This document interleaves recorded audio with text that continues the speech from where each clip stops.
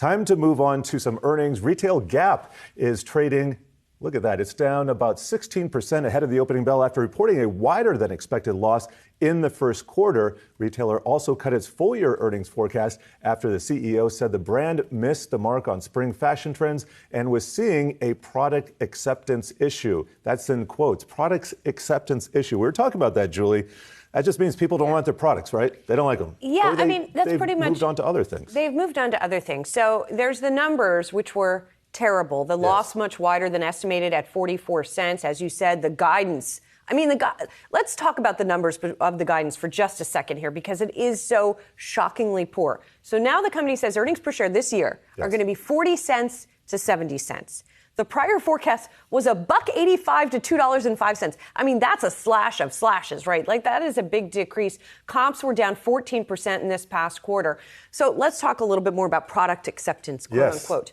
What are people wearing? It was a particular problem at Old Navy, which saw comparable sales down by 22%. That is an especial issue because Old Navy had been the strongest of the various Gap brands, along with Athleta to a smaller degree. So product acceptance means people are going out more. They're not buying fleece as much. They're not buying athleisure as much. Maybe they're not buying, sort of basics as much. Guess what Old Navy sells? All of that stuff. So if that's the issue, then it's a problem. The other big problem for Old Navy is that the company had done this big initiative where they were going to have sizes for every body, which sounds great, right? It sounds on point. You have a big assortment of different sizes. Well, the problem is they bought too much of all of that stuff, and there just wasn't enough demand for it. So, yes, inventory's up 34%, I think, over the course of the quarter. Yeah, another trend we've been watching and getting ready for those Christmas discounts already in May here. I do have some analyst commentary. Here's Morgan Stanley. They downgraded the stock to underweight from equal weight, cut the price target to $8 from $13. And so they're saying they expected the first quarter EPS miss. It materialized. They lowered the full year guidance, which we've been talking about. Proves that full year EPS fears have been well founded, and consistent misexecution and a likely decelerating macro and industry headwinds.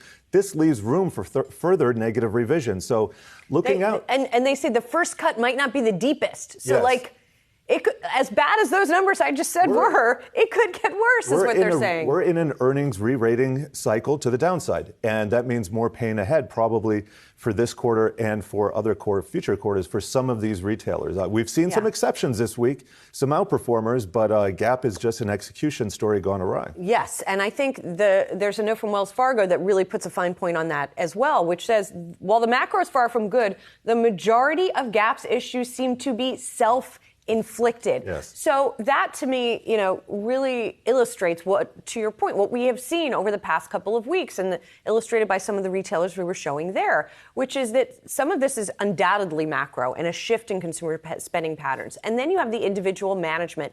I think you can point the finger at Target and Walmart not really getting it right and anticipating. And then you have other retailers that have pivoted a little bit better. But Gap, if Brian Sazi were here right now, speaking of pounding the table, he might be jumping up on top of it and pounding the table. I miss those days. He's going to be back Monday. He will. Tuesday. Okay. None of us will be back Monday, that's I hope. Right. Please I'm not gonna be don't here. come into the office on Monday, I might do that by accident. But if he were here, he has been consistently calling out the management of the company. Yes. And I think this quarter really illustrates just what they've been doing wrong. Old Navy, by the way, doesn't have a CEO right now. They got rid of their CEO. They have not replaced that person. And clearly, it needs help.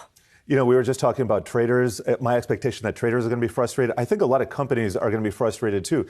This is an environment where you have to execute to perfection. If you're not executing now, it's not going to get any better. Yeah, it's not going to get any easier unless you learn the lesson of this quarter.